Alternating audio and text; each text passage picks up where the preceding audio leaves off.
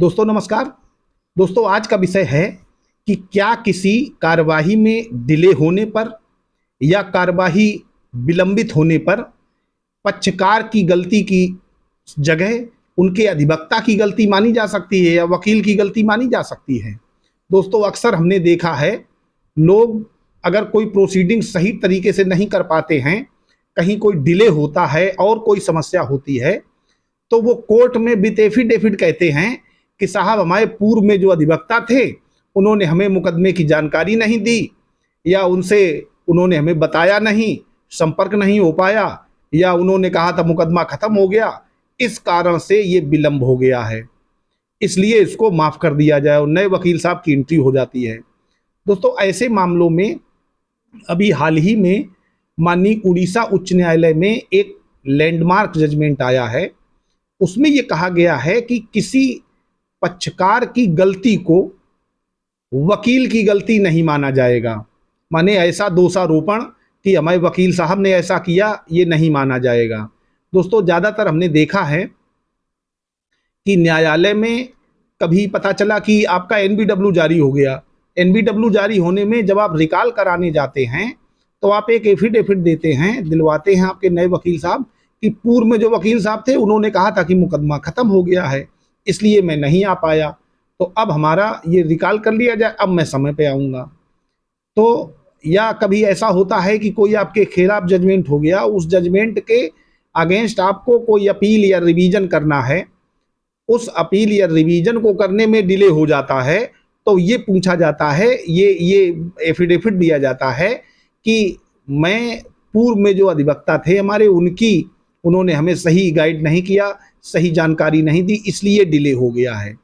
तो ऐसे मामले में माननीय उड़ीसा उच्च न्यायालय ने एक टिप्पणी की है जिसमें यह कहा है कि किसी अधिवक्ता पर दोष मढ़ना तो बहुत आसान है, लेकिन जो अदालत है वो आसपास की परिस्थितियों, घटनाओं से आंख नहीं बंद कर सकती। आपका आचरण देखा जाना जरूरी है। आपका आचरण देखा जाता है कि आप अगर किसी अपील में जाना है, आपने जजमेंट की नकल ले ली है, जजमेंट की नकल लेने के बाद भी आप अपीयर नहीं हो रहे हैं, आपका काम डिले हो रहा है, तो ऐसी स्थिति में आपका अलाउड होना एप्लीकेशन निश्चित नहीं है कि एप्लीकेशन अलाउड ही हो जाएगा। दोस्तों इस मामले में शंकर लाल पटवारी ने एक प्रार्थना पत्र दिया था, तहसीलदार द्वारा पारित आदेश था उसको रद्द करने के लिए। इस केस का नाम है शंकर लाल पटवारी बनाम श्री जगन्नाथ महाप्रभु और अन्य। ये एक मिसलिनियस मामला था। इसमें एक्चुअली धारा 5 लिमिटेशन एक्ट पर सुना जाना था। उसी की आईए नंबर है 348 ऑफ 2019। इसका जजमेंट 30/9/2023 में हुआ है माननीय उड़ीसा हाई कोर्ट से। इसमें जो वहाँ के चीफ जस्टिस हैं माननीय उड़ीसा उच्च न्यायालय के सुभाषिष तलपात्रा और दूसरे जस्टिस उस बेंच में थे जस्टिस संगम कुमार साहू। तो इन लोगों ने ये कहा कि याचिका में ये कहा गया था कि वकील ने सही ढंग से मामले का संचालन नहीं किया, जिसकी वजह से हमने ये डॉक्यूमेंट नहीं दाखिल कर पाए और इसके कारण हमारी याचिका खारिज हो गई। और ये भी कहा कि जब हमें जानकारी हुई तो हमें वकील साहब ने बताया नहीं, वकील की लापरवाही के कारण हमने ये डॉक्यूमेंट नहीं दाखिल कर पाया था। इस पर ऑनेबल उड़ीसा हाई कोर्ट ने कहा कि ये मामला जो है ये 2006 का है और अब तक याचिकाकर्ता अपने वकील से मामले की स्थिति का पता लगाने के लिए संपर्क में ही नहीं गया। भाई 2006 में मुकदमा दाखिल होता है और 2023 में आप 2023 तक पता ही लगाने नहीं गए, वकील साहब की गलती बता रहे हैं। आपको भी तो ये देखना चाहिए कि हमारा क्या मामला है और उनसे पूछना चाहिए, डॉक्यूमेंट अपने पास उसकी फोटो कापी लेनी चाहिए। और लोग लेते हैं, माने ये झूठ बोला गया, आप अपनी लापरवाही को वकील साहब की लापरवाही के।